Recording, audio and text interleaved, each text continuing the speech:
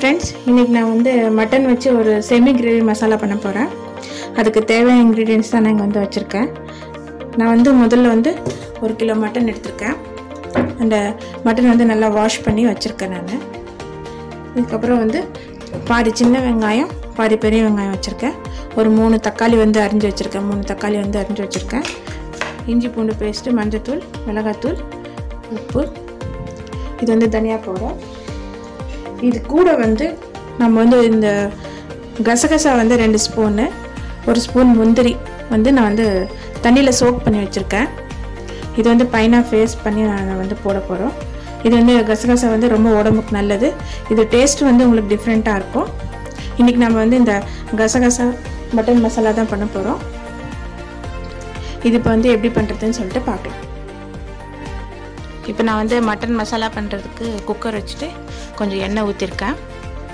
முதல்ல எண்ணெய் நல்லா சூடாகட்டும் சூடானதுக்கு அப்புறம் அதுல பட்டை லவங்கம் கொஞ்சம் சோம்பு போட்டுக்கறேன்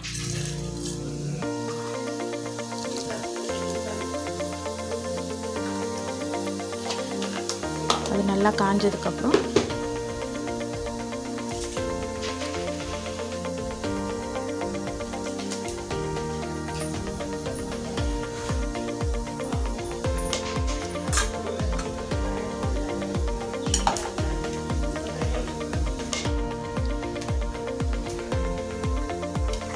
இதுக்கு அப்புறம் நான் வெங்காயம் சேர்க்கறேன் வெங்காயம் நல்லா வதங்கணும்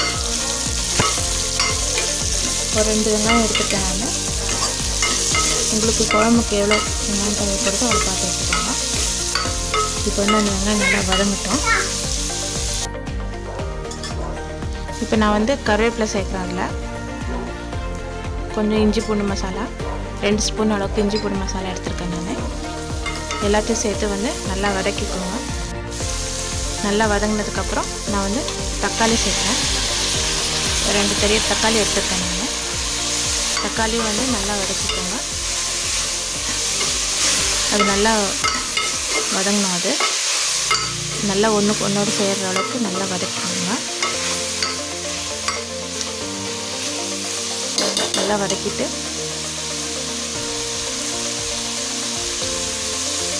கொஞ்சம் உப்பு போட்டுக்கலாம் அது வெங்காயம் தக்காளி நல்லா வதங்குது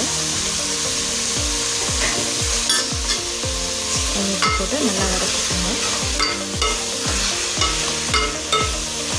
இதில் நம்மளுக்கு வெங்காயம் தக்காளி சேர்க்கறதுனால அது கொஞ்சம் நல்ல ஒரு திக்கு மசாலாவாக வரும் நமக்கு அது வதங்கினதுக்கப்புறம் வெங்காயம் தக்காளி வதங்கினதுக்கப்புறம் இப்போ நான் மட்டன் போடுறேன் மட்டன் நல்லா வாஷ் பண்ணி வச்சுருக்கேன் நான் இப்போ நான் மட்டன் போடுறேன்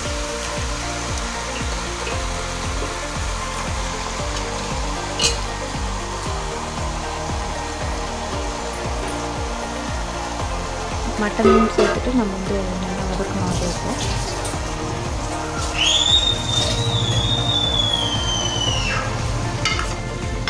நல்லா மட்டனை வெங்காயம் தக்காளியோடு சேர்த்து நல்லா வதக்கிக்கோங்க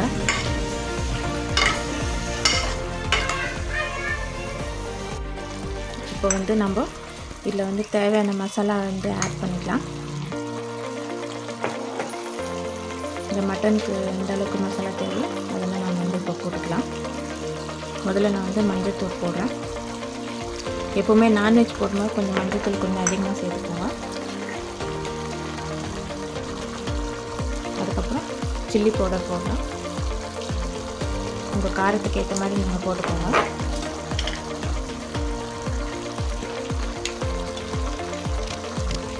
அப்புறம் தனியா பவுடர் போடுறேன்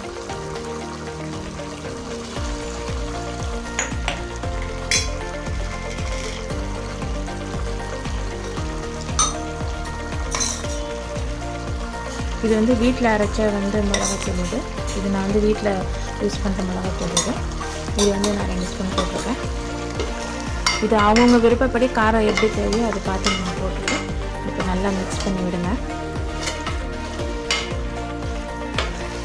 நல்லா மிக்ஸ் பண்ணி ஒன்றோட அந்த உப்பு காரெல்லாம் நல்லா வேற அளவுக்கு மிக்ஸ் பண்ணி விடுங்க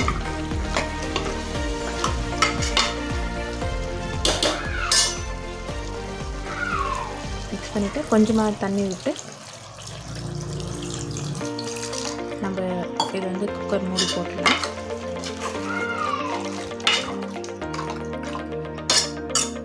உங்களுக்கு கிரேவி திக்காக வேணும்னா கொஞ்சம் அதிகமாக தண்ணி ஊற்றிக்கோங்க, இல்லைன்னா கொஞ்சமாக போதுன்னா கொஞ்சமாக ஊற்றிக்கோங்க.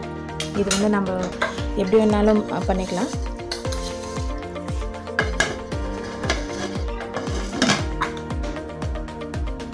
இது வந்து நான் குக்கர் மூடி போட்டுட்டேன். இப்போ அடுத்து வந்து நம்ம வந்து இதுக்கு வந்து அரைக்கிற மசாலா ரெடி பண்ணிக்கலாம். கொஞ்சம் தேங்காய் நான் ஏற்கனவே ஊற வச்சுருக்கேன், கொஞ்சம் மிளகு,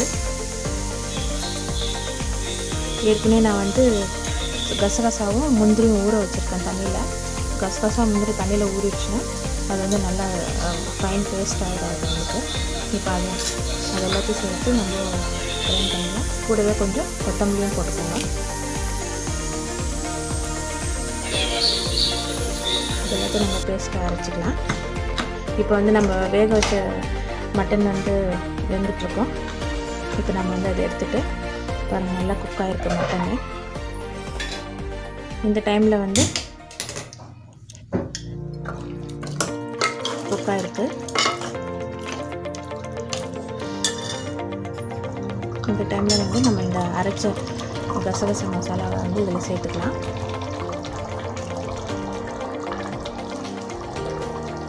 சேர்த்து நல்லா அந்த கொதி வரணும். அது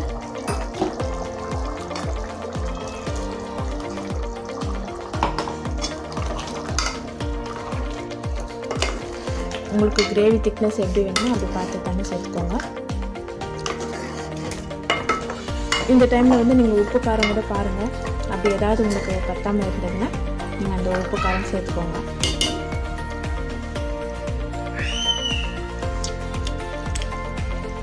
உங்களுக்கு ஏதாவது தேவைப்பட்டால் நீங்கள் சேர்த்துக்கோங்க.